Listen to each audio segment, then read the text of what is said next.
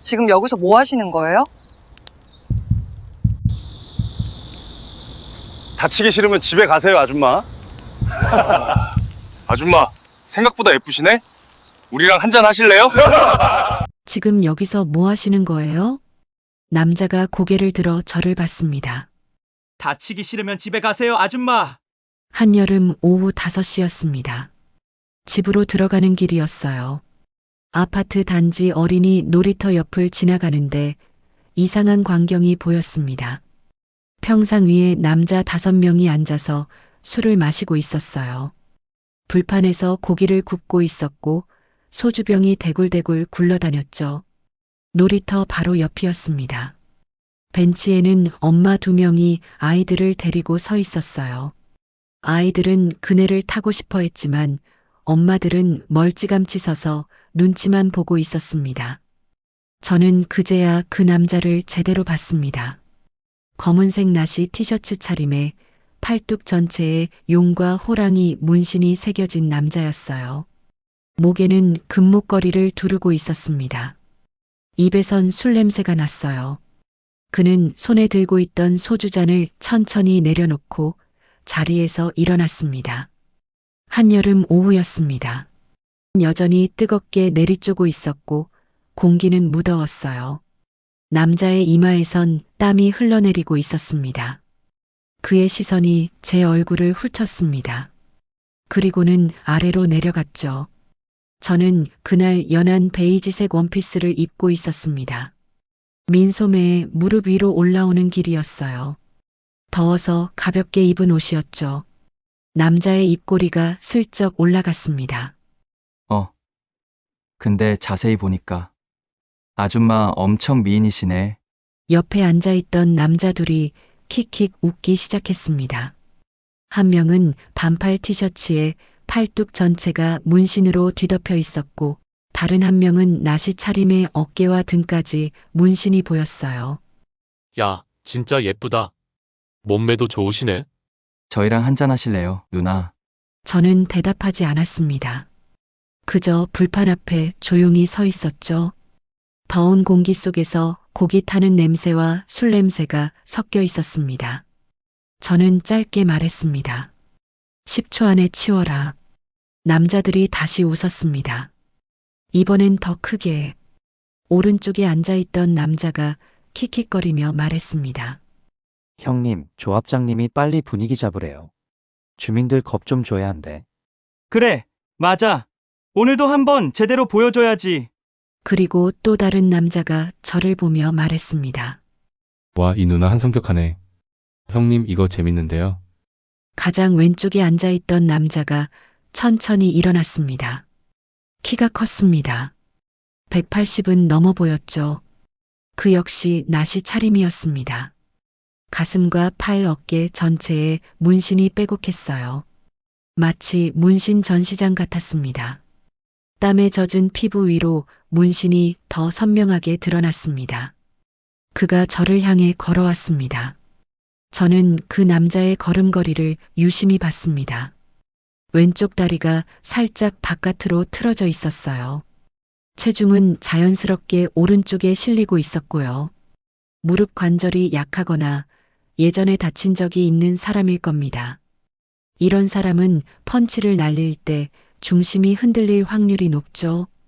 문득 옛날 생각이 났습니다. 2012년 6월이었습니다. 아프가니스탄 칸다하르 외곽 지역. 저는 그때 707 특임대 소속이었습니다. 임무는 인질 구출이었죠. 현지 무장단체가 한국인 민간인 2명을 납치한 사건이었습니다. 납치범은 총 7명. 2층 건물 안에 숨어 있었어요.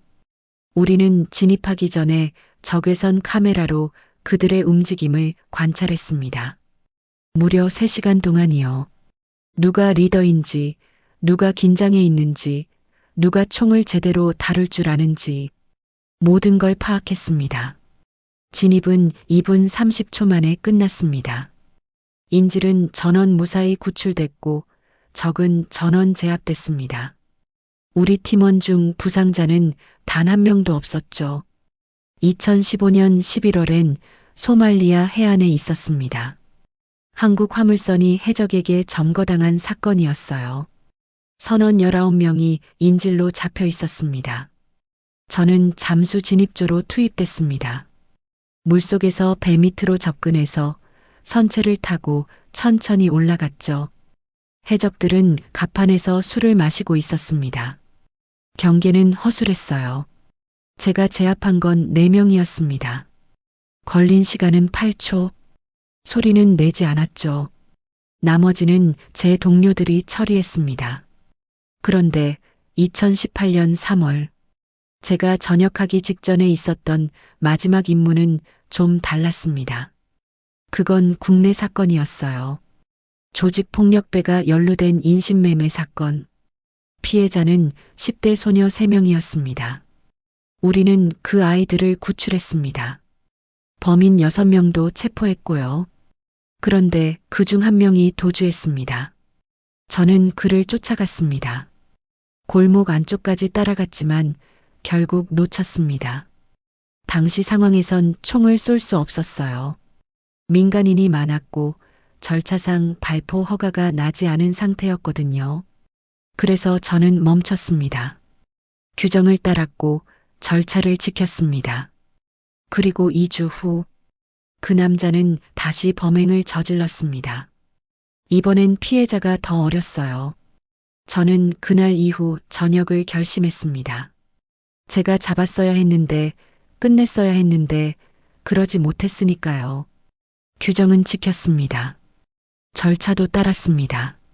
하지만 결과적으로 누군가는 다시 피해를 입었습니다. 그 이후로 저는 다짐했습니다. 다시는 중간에 멈추지 않겠다고, 지켜야 할 사람이 있으면 끝까지 지키겠다고.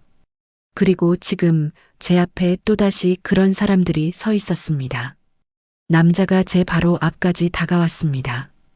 뜨거운 여름 햇살 아래 그의 문신 새겨진 팔이 제 어깨로 다가왔어요. 저는 그의 손목을 잡았습니다. 손목을 잡는 순간 저는 그의 체중 중심이 오른쪽으로 쏠리는 걸 느꼈습니다. 예상대로였죠. 저는 그의 손목을 안쪽으로 비틀었습니다. 동시에 오른손으로 그의 팔꿈치를 눌렀어요. 남자의 몸이 앞으로 쏠렸습니다. 중심을 잃은 거죠. 저는 그의 무릎 뒤쪽을 가볍게 밀었습니다. 그대로 바닥에 쓰러졌어요. 큰 소리는 나지 않았습니다. 제가 힘을 조절했거든요. 뜨거운 콘크리트 바닥에 그의 몸이 닿았습니다. 나머지 4명이 얼어붙었습니다. 문신 새겨진 팔뚝들이 그대로 멈춰 있었어요. 아무도 움직이지 않았습니다. 뭔가 잘못됐다는 걸 그제야 깨달은 모양이었습니다. 저는 바닥에 쓰러진 남자를 놓아주고 천천히 일어섰습니다. 그리고 조용히 말했습니다. 경찰 부르기 전에 사라져라. 남자들은 술병과 불판을 황급히 챙기기 시작했습니다. 뒤도 돌아보지 않고 도망쳤어요. 놀이터는 다시 조용해졌습니다. 아이들이 그네 쪽으로 달려갔습니다. 웃음소리가 들렸어요. 벤치에 서 있던 엄마 1명이 제게 고개를 숙였습니다. 저는 고개만 끄덕이고 돌아섰습니다. 뜨거운 여름 햇살이 여전히 내리쬐고 있었습니다. 그날 저는 조용히 결심했습니다. 이번엔 끝까지 간다고.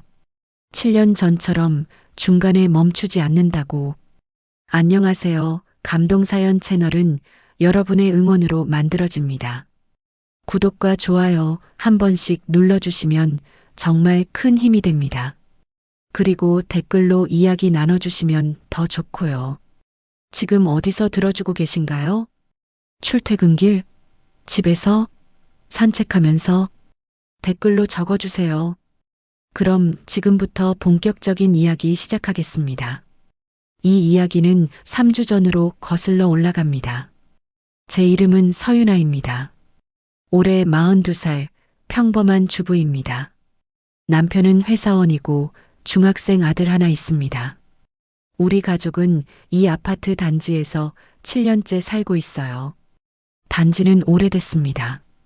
지은 지 25년쯤 됐고 벽에는 곳곳에 금이 가 있었습니다. 엘리베이터는 자주 고장났고 주차장은 좁았으며 놀이터 시설도 낡았죠. 하지만 조용했습니다. 주민들은 대부분 오래 산 사람들이었고 서로 인사하며 지냈습니다. 그날도 평범한 하루였습니다. 오전에 장을 보고 점심을 먹고 낮잠을 잤어요.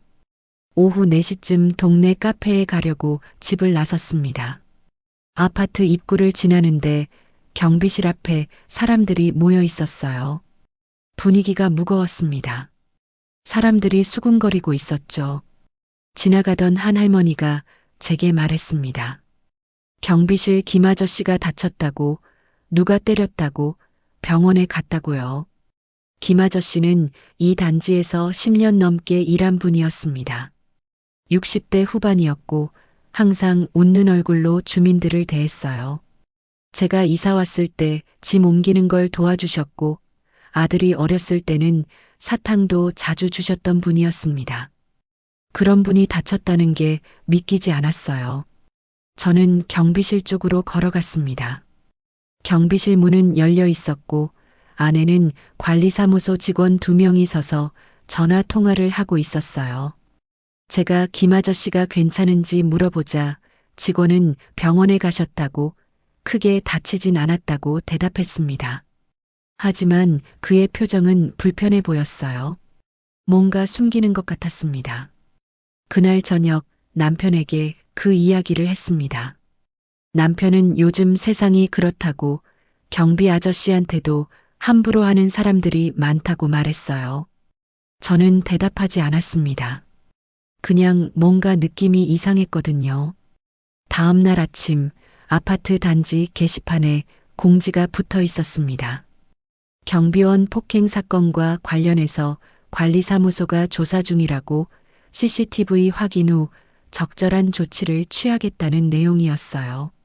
저는 그 공지를 보며 생각했습니다. CCTV를 확인한다면 범인을 찾을 수 있겠구나 하고요. 하지만 며칠이 지나도 아무 소식이 없었습니다. 경비실에는 새로운 경비 아저씨가 들어왔고 김 아저씨는 보이지 않았어요. 일주일쯤 지났을 때 저는 우연히 김 아저씨 부인을 마트 앞에서 마주쳤습니다. 표정이 어두웠어요. 제가 김 아저씨가 어떤지 조심스럽게 물어보자 그분은 잠시 망설이다가 대답했습니다. 늑골이 부러졌다고, 한 달은 쉬어야 한다고요. 저는 더 물어보려다가 멈췄습니다. 그분의 얼굴에 두려움이 보였거든요. 집으로 돌아오는 길 저는 계속 생각했습니다. 늑골 골절이라면 상당히 세게 맞은 겁니다. 그런데 왜 경찰에 신고하지 않은 걸까요? CCTV는 확인했을까요? 그날 저녁 저는 관리사무소에 전화를 걸었습니다. 지난주 경비원 폭행 사건 관련해서 CCTV를 확인했는지 물어봤어요. 전화 너머로 잠시 침묵이 흘렀습니다.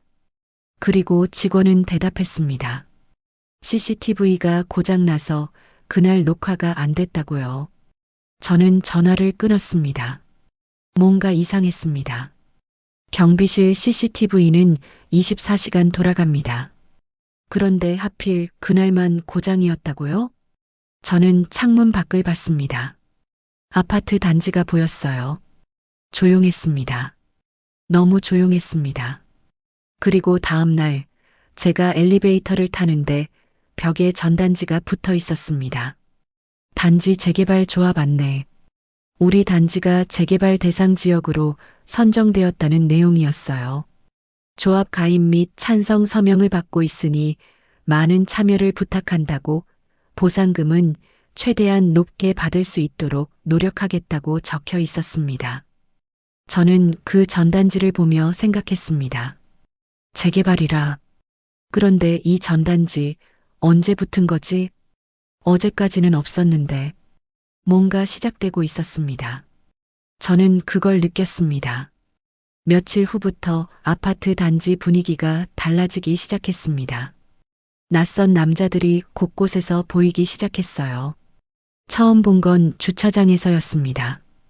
오후 3시쯤 장을 보고 돌아오는 길이었는데 주차장 입구에 남자 3명이 서 있었어요. 나시 차림의 팔뚝마다 문신이 가득한 사람들이었습니다. 담배를 피우면서 큰 소리로 웃고 있었는데 그중 한 명이 주차된 차를 발로 툭툭 차는 걸 봤어요. 장난치듯이요. 저는 그 모습을 보고 빠르게 엘리베이터로 향했습니다. 그 다음 날은 복도에서 봤습니다. 저희 집이 있는 10층 복도 끝에서 담배 연기가 피어오르고 있었어요.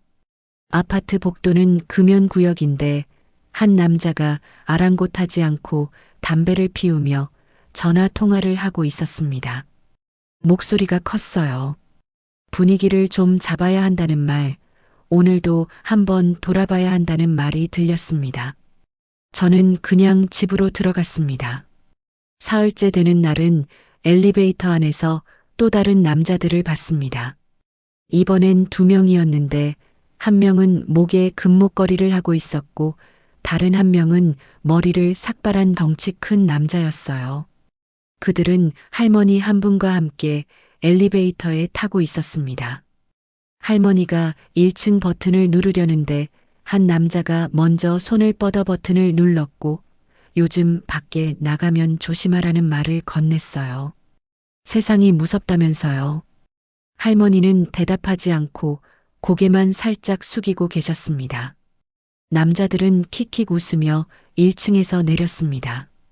그날 저녁 단지 게시판에 또 다른 공지가 붙었습니다.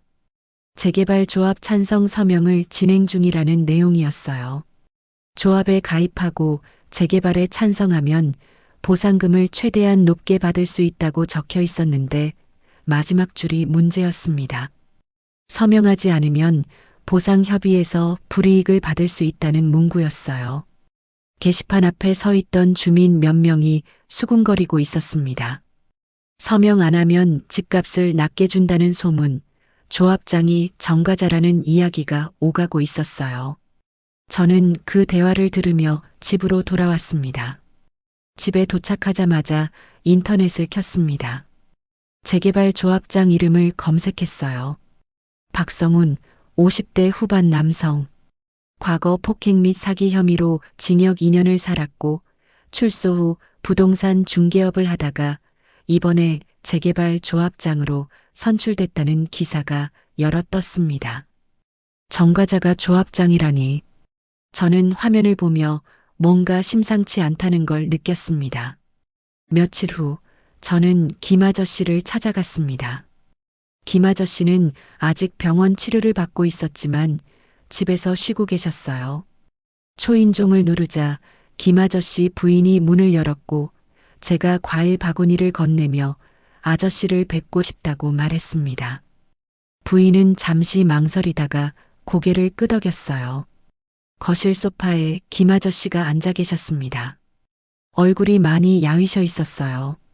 저는 옆에 앉아서 무슨 일이 있었는지 조심스럽게 물어봤습니다. 김 아저씨는 한숨을 쉬며 별일 아니라고 대답했지만 제가 재개발 조합 사람들과 관련 있는 거냐고 묻자 표정이 굳었습니다. 잠시 침묵이 흐른 뒤 김 아저씨가 낮은 목소리로 말했습니다. 건드리지 말라고, 저 사람들은 조합이랑 한통속이라고, 건드리면 안 된다고요. 김 아저씨의 눈빛에는 두려움이 서려 있었습니다. 저는 더 이상 묻지 않았습니다. 집으로 돌아오는 길, 저는 계속 생각했습니다.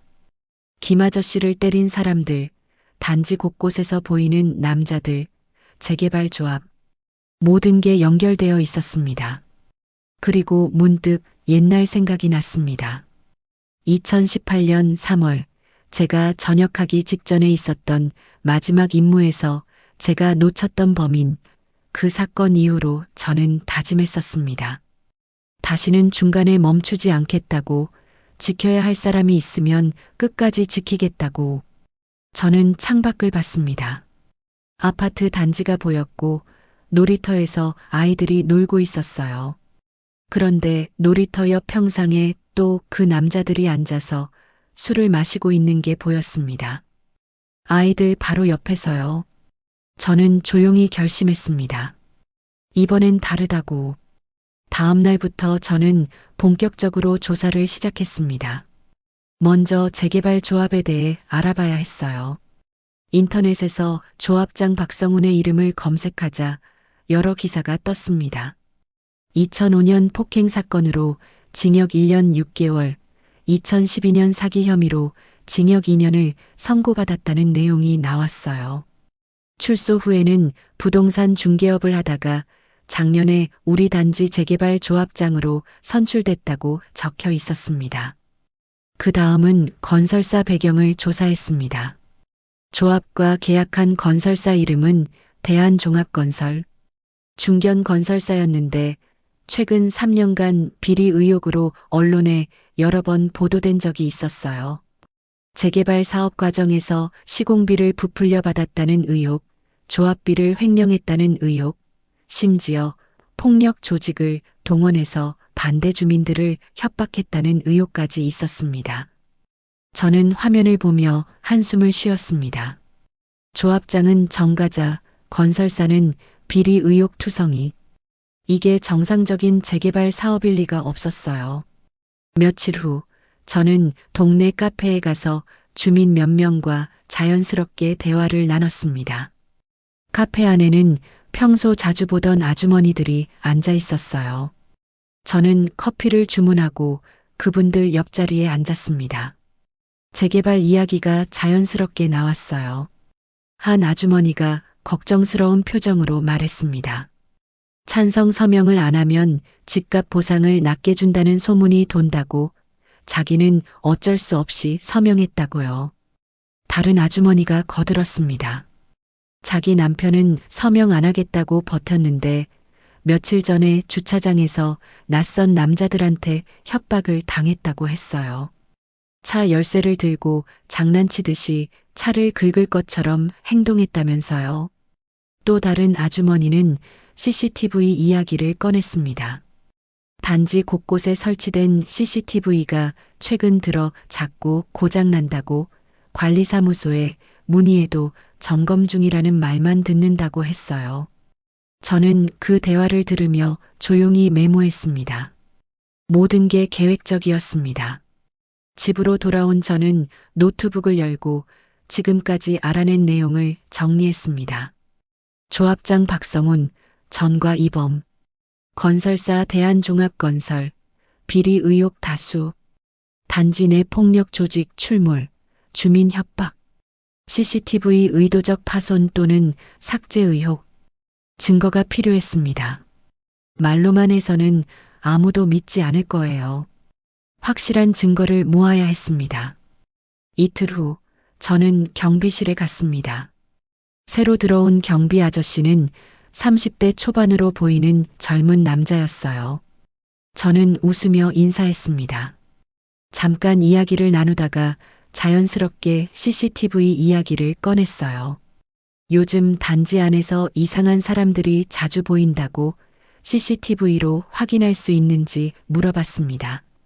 경비 아저씨는 난처한 표정을 지었습니다. CCTV 시스템이 최근에 자주 고장난다고 관리사무소에서 점검 중이라고 했지만 실제로는 아무것도 안 하고 있다고 말했어요. 그리고 조심스럽게 덧붙였습니다.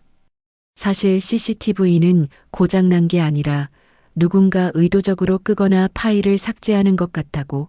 하지만 자기는 새로 들어온 사람이라 함부로 말할 수 없다고요. 저는 고개를 끄덕였습니다.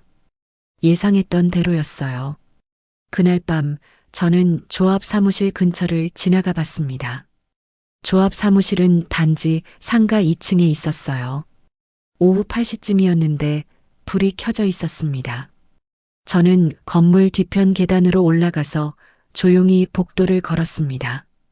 사무실 문 앞에 섰을 때 안에서 목소리가 들렸어요. 남자 둘이 대화하고 있었습니다. 저는 가방에서 핸드폰을 꺼내 녹음을 켰습니다. 형님, 이번 주까지 서명 70% 넘겨야 하는데 아직 60%밖에 안 됐어요. 그럼 더 세게 밀어붙여야지. 안 하는 사람들 명단 뽑아서 한 명씩 찾아가. 알겠습니다. 근데 그 계약서 건은 어떻게 하실 거예요? 그건 건설사 쪽에서 알아서 처리한대. 우리는 신경 쓰지 마. 혹시 감사 들어오면 들어와도 상관없어. 서류는 다 정리했으니까. 대화가 이어졌습니다. 저는 5분 정도 녹음을 하고 조용히 자리를 떠났습니다. 집으로 돌아와서 녹음 파일을 들어봤습니다. 불법 계약서, 강제 서명, 서류 조작. 확실한 증거는 아니었지만 뭔가 불법적인 일이 벌어지고 있다는 건 분명했어요. 저는 노트북에 파일을 저장하고 백업했습니다. 다음 날 아침, 저는 단지를 산책하며 주민들을 관찰했습니다. 놀이터 옆 벤치에 앉아서 주변을 둘러봤어요. 그때 멀리서 익숙한 얼굴이 보였습니다. 조합 사무실에서 대화하던 남자 중 한 명이었어요.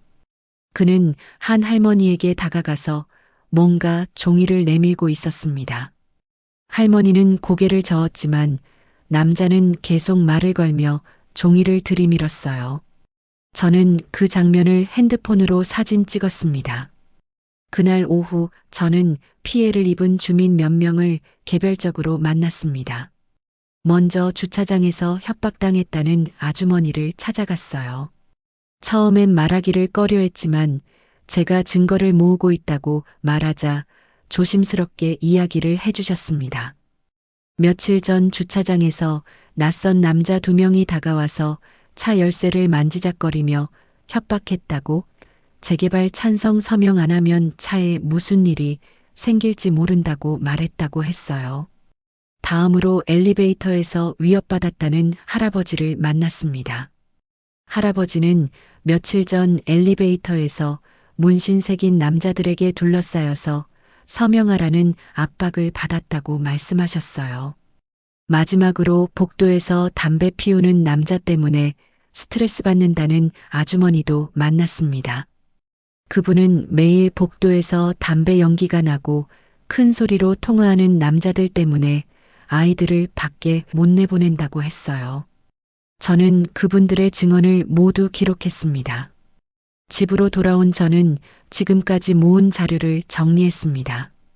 조합장 배경 자료, 건설사 비리 의혹 기사, 녹음 파일, 사진, 주민 증언. 아직 부족했지만 시작은 했습니다. 저는 화면을 보며 생각했습니다. 이건 재개발이 아니에요. 약탈입니다. 그리고 저는 다시 한번 다짐했습니다.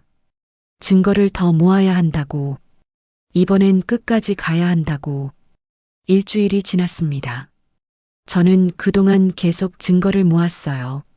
조합 사무실 근처를 지나다닐 때마다 녹음을 했고, 단지 내에서 주민들을 협박하는 남자들의 모습을 사진으로 찍었습니다. CCTV 파일이 삭제된 날짜와 시간도 경비실에서 확인해서 기록했어요. 노트북 폴더에는 증거 파일이 하나씩 쌓여갔습니다.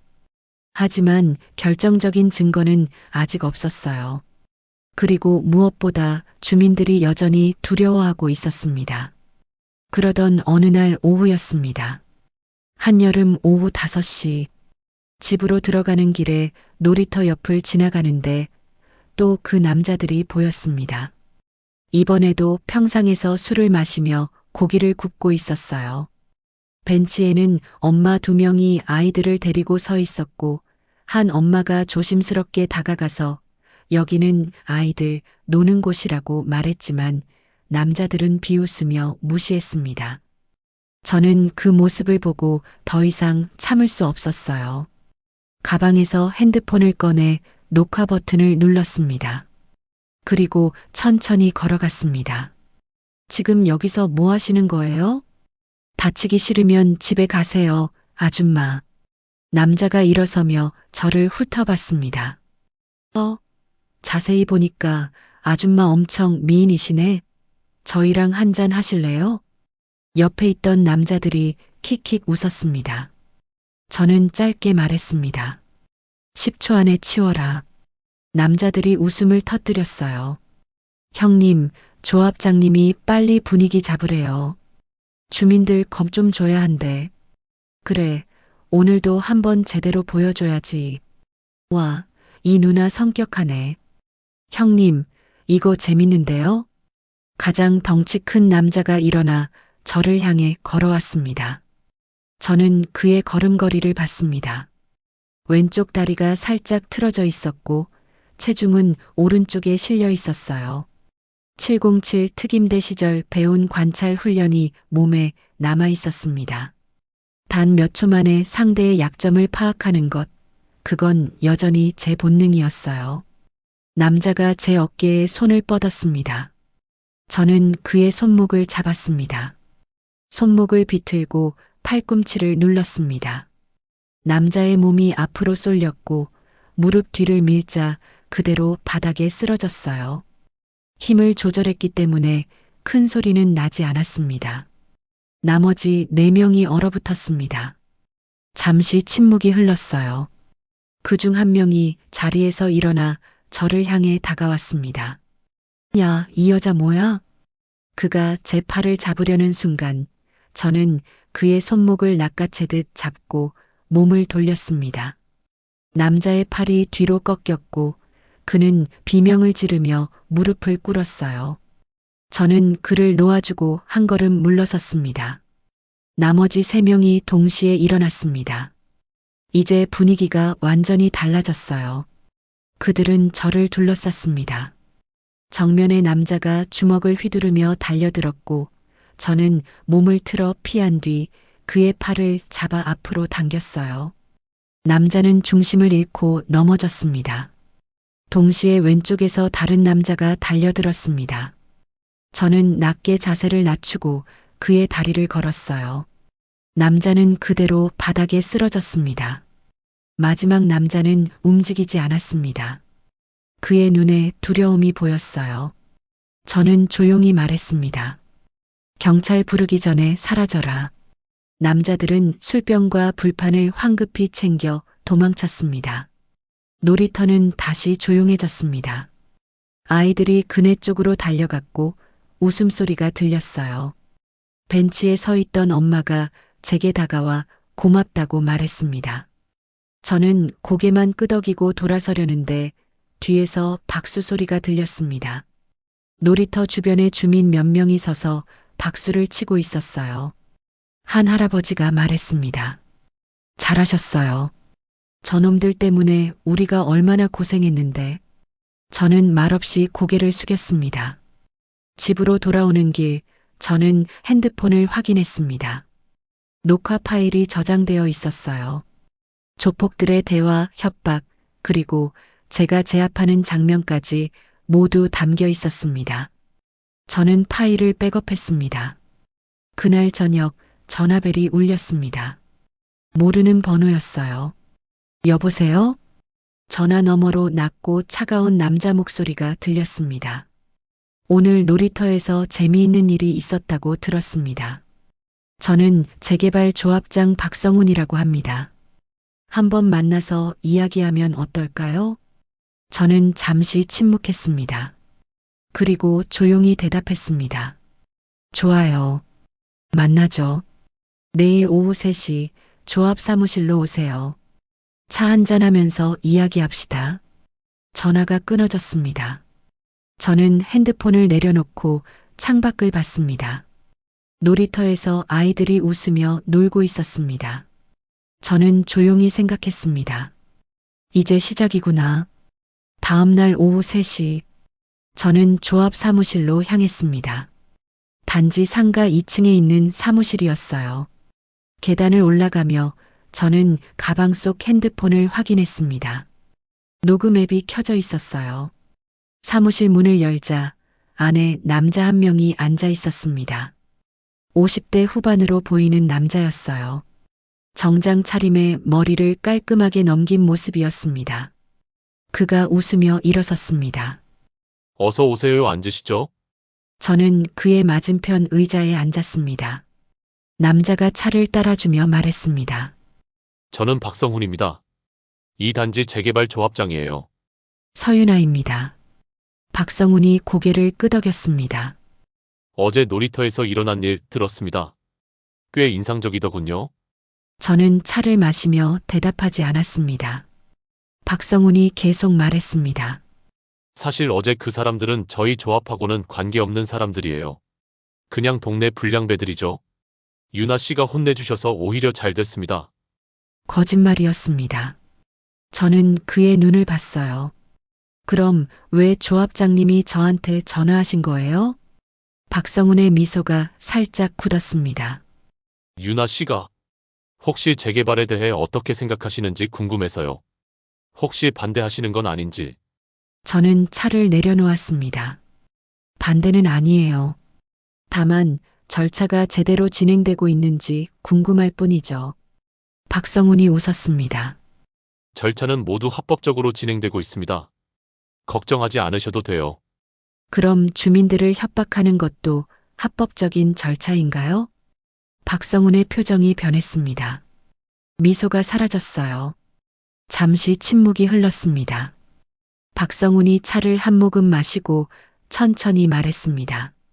유나 씨, 세상 일이라는 게 원래 복잡합니다. 재개발 같은 큰 사업은 더 그렇고요. 모든 주민이 만족할 수는 없어요.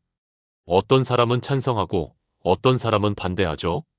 저희는 그냥 다수의 의견을 따를 뿐입니다. 협박으로 만든 다수 의견이요? 박성훈의 눈빛이 차갑게 변했습니다. 유나 씨, 조심하세요. 말이 지나치면 명예훼손으로 고소당할 수도 있습니다. 저는 그의 눈을 똑바로 봤습니다. 저도 조심하세요, 조합장님. 여러 가지 의혹들이 다 기록으로 남아있거든요. 박성훈의 표정이 굳었습니다. 저는 가방에서 USB를 꺼내 테이블 위에 놓았습니다. 여기 증거들 다 들어있어요. 경찰 가기 전에 조합장님이 먼저 정리하시는 게 좋을 것 같은데요. 박성훈이 USB를 받습니다. 그의 손이 살짝 떨렸어요. 하지만 곧 표정을 추스르고 웃었습니다. 유나 씨, 그게 진짜 증거라고 생각하세요? 그런 걸로는 아무것도 할 수 없어요. 오히려 유나 씨가 불법 녹음으로 고소당할 수도 있습니다. 저는 조용히 대답했습니다. 그럼 법정에서 봐요. 저는 자리에서 일어났습니다. 문을 열고 나가려는데 박성훈이 뒤에서 말했습니다. 유나 씨, 마지막으로 충고 하나 하죠. 당신 가족 생각해서라도 여기서 멈추세요. 세상에는 당신이 상상하는 것보다 무서운 사람들이 많습니다.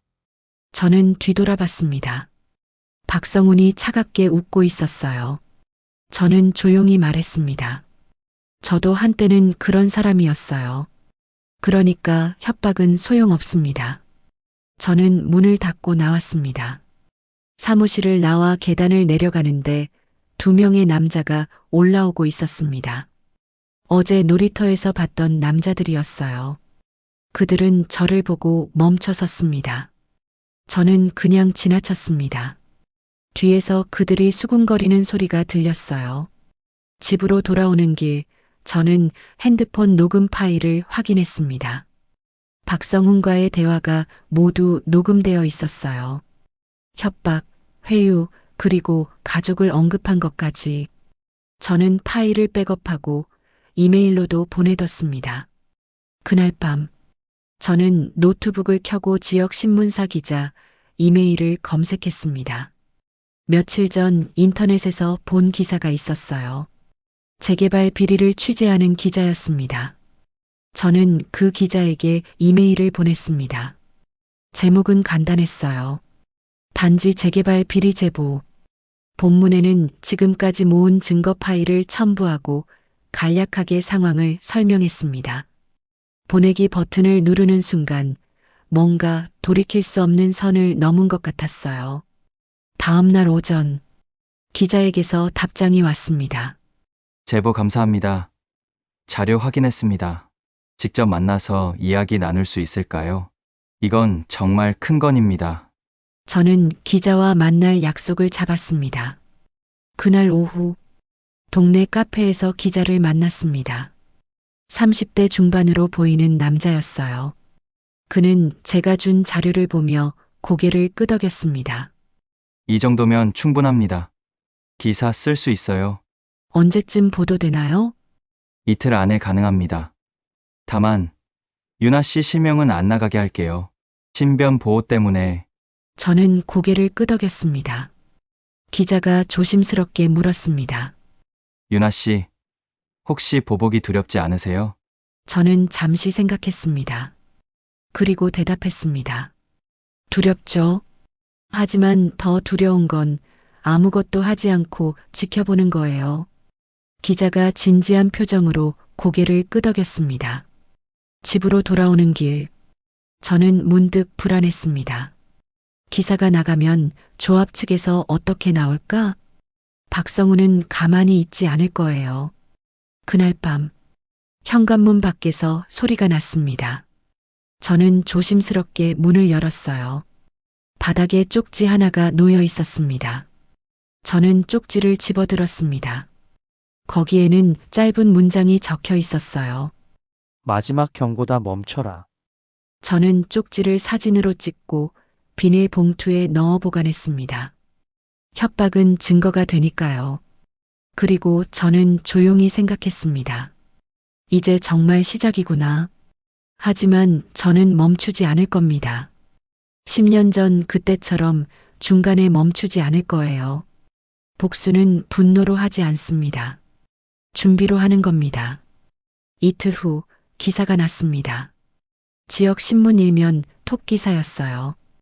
단지 재개발 비리 의혹, 조합장 건설사 유착 정황. 기사에는 제가 제공한 증거들이 상세하게 실려 있었습니다. 조합장 박성훈의 전과 기록, 건설사의 비리 의혹 등이 모두 공개됐어요. 저는 신문을 보며 조용히 숨을 내쉬었습니다. 오전 10시쯤 경찰서에서 전화가 왔습니다. 수사관이 기사를 보고 수사에 착수했다며 제가 가진 증거 자료를 제출해달라고 했어요. 저는 오후에 경찰서에 방문하기로 약속했습니다. 하지만 그날 오후 2시 상황이 급변했습니다. 단지 게시판에 조합 측이 올린 새로운 공지가 붙었어요. 기사 내용은 모두 허위이며 명예훼손으로 기자와 제보자를 고소하겠다는 내용이었고 마지막 줄에 증거인멸을 방지하기 위해 조합 관련 자료를 긴급 이전 중이라고 적혀 있었습니다. 저는 그 공지를 보며 직감했습니다. 박성훈이 증거를 없애려는 거였어요. 즉시 기자에게 전화를 걸었습니다. 기자는 경찰이 영장을 준비 중이지만 빨라야 내일 오전이라고 말했어요. 내일이면 늦습니다. 오늘 밤에 다 없애버릴 게 분명했어요.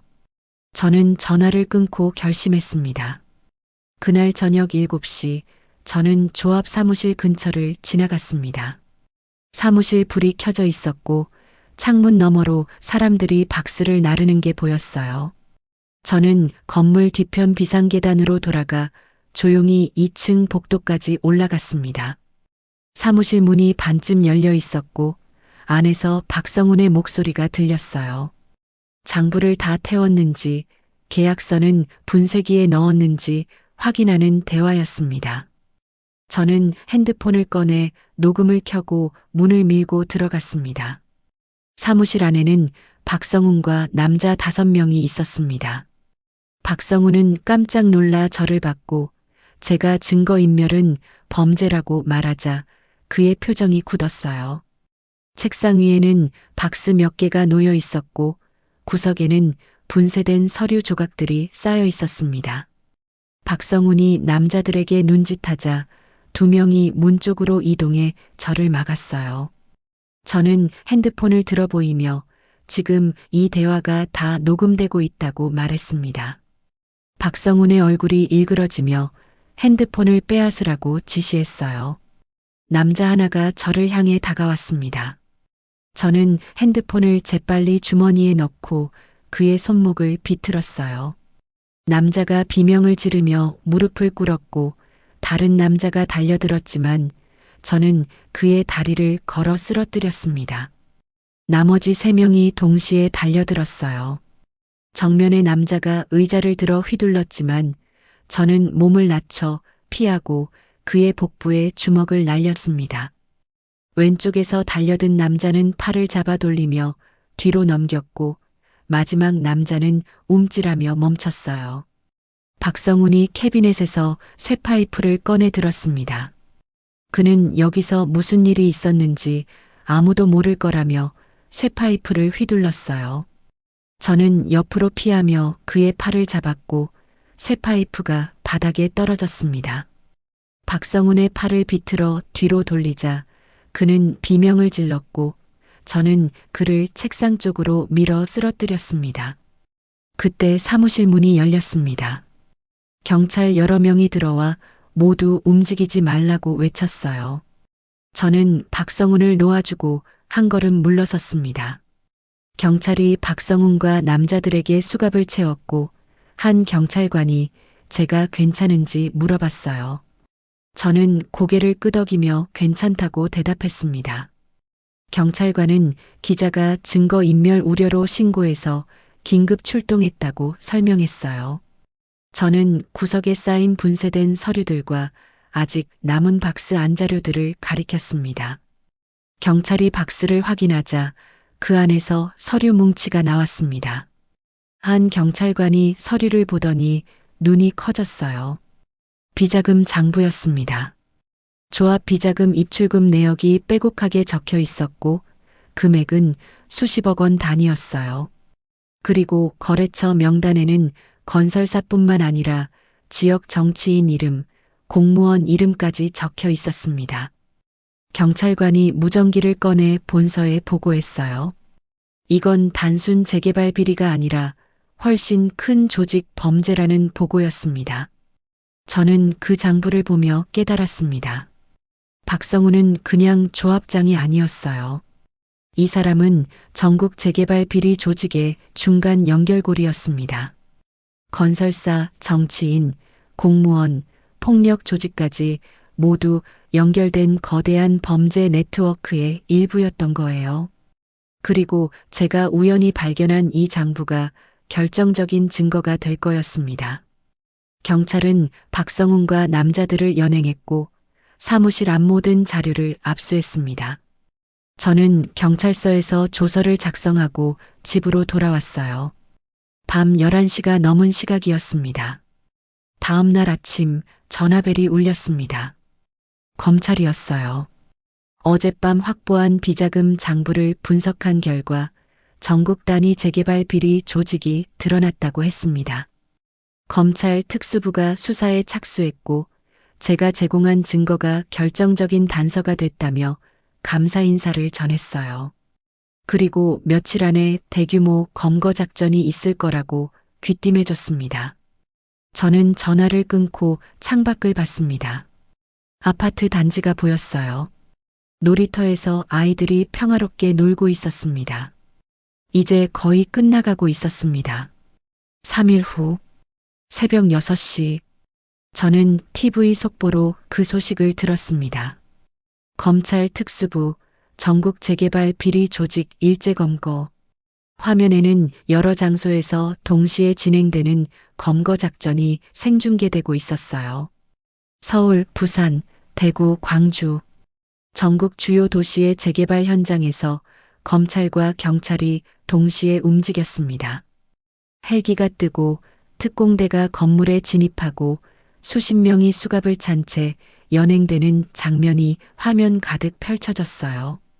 앵커가 긴장한 목소리로 설명했습니다. 검찰 특수부가 6개월간 비밀리에 수사해온 전국 재개발 비리 조직이 오늘 새벽 일망타진됐다고. 이번 작전의 결정적 단서는 한 시민이 제보한 비자금 장부였다고 했습니다. 화면에는 우리 단지 조합 사무실 장면이 나왔어요. 그리고 박성훈이 수갑을 찬 채 경찰차에 오르는 모습이 보였습니다. 아침 9시쯤 검찰에서 전화가 왔습니다. 특수부 검사였어요. 제가 제공한 증거 덕분에 전국 조직을 일망타진할 수 있었다며 감사 인사를 전했고 며칠 후 검찰청으로 와달라고 했습니다. 표창을 수여하고 싶다고요. 저는 정중히 거절했습니다. 표창은 필요 없고 그냥 주민들이 평화롭게 살 수 있으면 그걸로 충분하다고 말했어요. 검사는 잠시 침묵하다가 알겠다고 대답했습니다. 오후 2시쯤 단지 게시판 앞에 주민들이 모여 있었습니다. 새로운 공지가 붙어 있었어요. 재개발 조합 해산 및 투명한 재개발 절차 재시작 안내. 기존 조합은 완전히 해산되고 새로운 조합이 주민 직접 선거로 구성된다는 내용이었습니다. 건설사도 입찰을 다시 진행하고 모든 과정이 투명하게 공개된다고 적혀 있었어요. 주민들은 안도의 한숨을 쉬며 서로 이야기를 나눴습니다.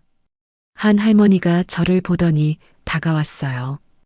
유나 씨 덕분입니다. 정말 고맙습니다. 다른 주민들도 고개를 숙이며 감사 인사를 건넸습니다. 저는 손사래를 치며 아니라고 당연한 일을 했을 뿐이라고 말했어요. 며칠 후 김 아저씨가 경비실로 복직했습니다. 오랜만에 보는 김 아저씨는 많이 회복된 모습이었어요. 제가 경비실 앞을 지나가자 김 아저씨가 밖으로 나와 짧게 인사했습니다. 유나 씨, 정말 고맙습니다. 저는 고개를 끄덕이며 웃었어요. 이제 괜찮으시죠? 네, 덕분에 이렇게 다시 일할 수 있게 됐습니다. 우리는 더 이상 말하지 않았습니다. 그냥 짧은 눈인사만 나눴어요. 그걸로 충분했습니다. 2주 후, 저는 우편으로 한 통의 편지를 받았습니다. 검찰청에서 온 편지였어요. 표창장이 들어 있었습니다. 시민정의 실현 공로 표창. 저는 표창장을 보며 씁쓸하게 웃었습니다. 이런 건 필요 없는데. 하지만 마음 한구석이 따뜻해지는 건 어쩔 수 없었어요. 한 달 후, 저는 뉴스에서 후속 보도를 봤습니다. 이번 사건으로 체포된 인원은 총 127명, 조합장 23명, 건설사 임원 31명, 공무원 18명, 정치인, 보좌관 12명, 폭력 조직원 43명. 비자금 규모는 총 850억 원이 넘었고 전국 47개 재개발 현장이 연루됐다고 했습니다. 앵커는 이번 사건이 한 시민의 용기 있는 제보로 시작됐다며 우리 사회에 정의가 살아있음을 보여준 사례라고 평가했어요. 저는 TV를 끄고 창밖을 봤습니다. 그날 오후 저는 산책을 나갔습니다. 한여름이었던 그날로부터 2달이 지난 시점이었어요. 이제 가을이 다가오고 있었습니다. 아파트 단지를 천천히 걸으며 놀이터 쪽으로 향했어요. 놀이터에는 아이들이 가득했습니다. 그네를 타는 아이, 미끄럼틀을 타는 아이, 모래놀이를 하는 아이들. 웃음소리가 가득했어요. 벤치에는 엄마들이 앉아서 평화롭게 아이들을 지켜보고 있었습니다. 놀이터 옆 평상에는 이제 아무도 없었어요. 저는 벤치에 앉아서 그 풍경을 바라봤습니다. 한 아이가 그네를 타다가 저를 보고 손을 흔들었어요. 저도 손을 흔들어 답했습니다. 문득 7년 전 생각이 났습니다. 제가 놓쳤던 그 범인. 그때 저는 멈췄었습니다. 규정을 따랐고 절차를 지켰고 그래서 누군가는 다시 피해를 입었어요. 그날 이후 저는 다짐했었습니다. 다시는 중간에 멈추지 않겠다고. 그리고 이번엔 멈추지 않았습니다. 끝까지 갔습니다. 바람이 불었습니다. 시원한 가을바람이었어요. 아이들의 웃음소리가 바람에 실려 들려왔습니다. 저는 조용히 생각했습니다. 정의는 거창한 게 아닙니다. 그냥 지켜야 할 걸 지키는 일입니다. 그날 이후 저는 다시 고개를 숙이지 않았습니다. 앞으로도 그럴 겁니다. 저는 벤치에서 일어나 집으로 향했습니다. 뒤돌아보니 놀이터에서 아이들이 여전히 웃으며 놀고 있었어요. 그 모습을 보며 저는 미소 지었습니다. 그걸로 충분했습니다. 오늘의 이야기는 여기까지입니다. 오늘 이야기 어떠셨나요? 끝까지 시청해 주셔서 정말 감사합니다. 시청료는 구독과 좋아요로 받겠습니다. 그리고 댓글 하나만 남겨주세요. 오늘 어디서 들으셨어요? 출퇴근길? 집에서? 운전 중? 여러분의 이야기가 궁금합니다. 다음에 또 좋은 이야기로 찾아뵙겠습니다. 항상 건강하세요. 감사합니다.